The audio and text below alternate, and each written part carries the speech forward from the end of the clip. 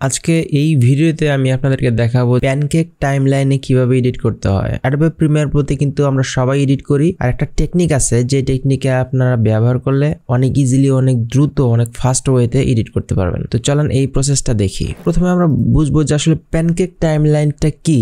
Pancake বলতে আমরা বুঝি যে একটার উপরে আরেকটা যে সাজানো থাকে, এই যে কেক গুলা যে সাজানো আছে এরকম সেম ভাবে আমরা যদি এখন এই যে সিকোয়েন্সে যাই, দেখি আমরা কয়েকটা সিকোয়েন্স ক্রিয়েট করেছি। এখানে আমরা দেখতে পাচ্ছি যে 3টা সিকোয়েন্স ক্রিয়েট করেছি। এখন আমরা যদি এটাকে প্যানকেক স্টাইলে সাজাই তাহলে এটা কেমন হয়।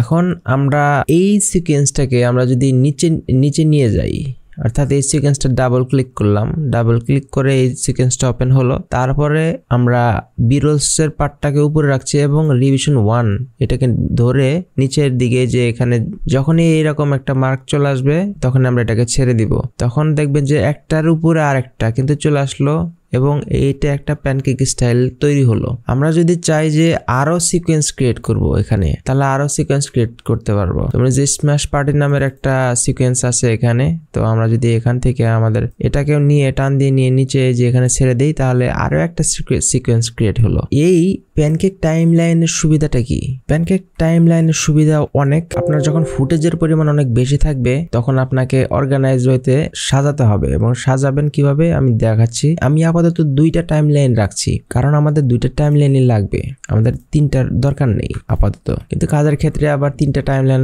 দরকার হতেও পারে।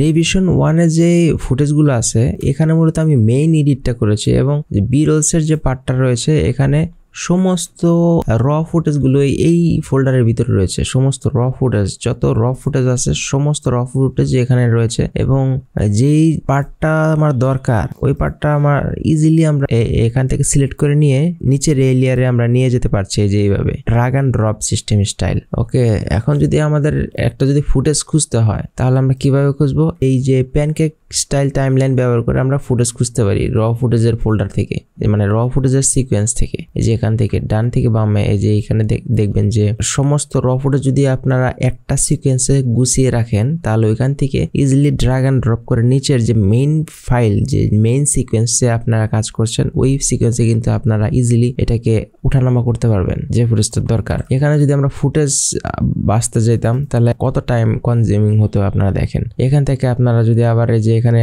ক্লিক করি বা এখান থেকে এইভাবে একটা একটা করে দেখে কিন্তু আসলে বোঝার উপায় নেই। ডাবল ক্লিক করে আপনার সোর্স প্যানেল থেকে বারে আপনারা দেখতে হবে যে কোন ভিডিওটা। এর থেকে আপনারা আমি যে সিস্টেমটা দেখালাম যে প্যানকেক স্টাইলে, এই যে এখানে আপনার সমস্ত ফুটেজ এইভাবে আপনারা দেখতে পারবেন, এবং রেজুলেশন সবসময় লো দিয়ে রাখবেন। তখন যদি ফুটেজের কোয়ালিটি অনেক হাই থাকে, এখান থেকে 1/4 দিয়ে রাখলে অনেক দ্রুত এই কাজটা করা যায়, অনেক দ্রুত এই যে এটা দেখা যায়। ওকে, তো যে এভাবে দ্রুত ফুটেজ আপনারা খুঁজে পাবেন। ঠিক আছে, আশা করছি যে প্যানকেক টাইমলাইনের ব্যবহার আপনারা সঠিকভাবে করতে পারবেন এবং ঠিকঠাক মতো বুঝতে পারছেন যে এটা কিভাবে ব্যবহার করতে হয়। তো দেখা হবে পরের ভিডিওতে। ভালো থাকবেন সবাই। আসসালামু আলাইকুম।